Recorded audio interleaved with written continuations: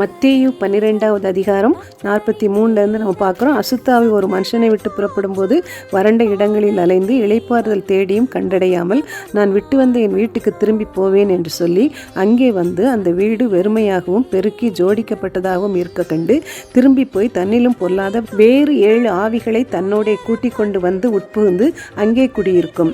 அப்பொழுது அந்த மனுஷனுடைய முன்னிலைமையிலும் அவன் பின்னிலைமை அதிக கேடுள்ளதாயிருக்கும். அப்படியே இந்த பொல்லாத சந்ததியாருக்கும் சம்பவிக்கும் என்றார். இன்று நாம் பரிசுத்த ஆவியானவருடைய காலகட்டத்திலே வாழ்ந்து கொண்டிருக்கிறோம்.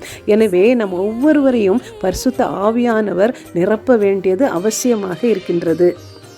யோவான் 14:23 நாம் பார்க்கின்றோம். இயேசு அவனுக்கு பிரதியுத்தரமாக, ஒருவன் என்னில் அன்பாயிருந்தால் அவன் என் வசனத்தை கைக்கொள்வான், அவனில் என் பிதா அன்பாயிருப்பார், நாங்கள் அவனிடத்தில் வந்து அவனோட வாசம் பண்ணுவோம். எனவே பரிசுத்த ஆவியானவருடைய நிறைவு நாம் தேவனுடைய வசனங்களை கைக்கொள்ளும் பொழுது அவர் திரியேக தேவனாக நமக்குள் வந்து வாசம் பண்ணி நம்மை பரிசுத்த ஆவியானோருடைய ஆலயமாக மாற்றிவிடுகின்றார். பழைய ஏற்பாட்டு காலத்திலே மாம்சத்தின்படி விருத்த சேதனம் செய்யப்பட்டது போல புதிய ஏற்பாட்டு காலத்திலே பரிசுத்த ஆவியானவர் வரும் பொழுது நமக்குள்ளாக ஆவிக்குள்ளான ஒரு விருத்த சேதனம் நடைபெறுகிறது.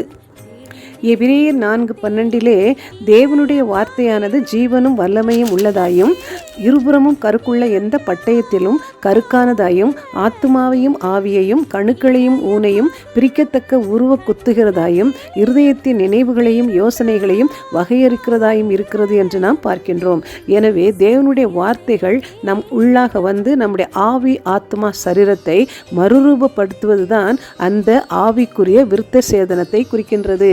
இப்படி ஒவ்வொரு நாளும் நாம் வார்த்தைகளால் நிரம்பி பரிசுத்த ஆவியானவரால் நிரம்பி பரிசுத்த ஆவியானவரால் நாம் நாளுக்கு நாள் மறுரூபம் அடைந்து கொண்டே இருப்பதைத்தான் இந்த ஊருணி வாசல் குறிக்கின்றது.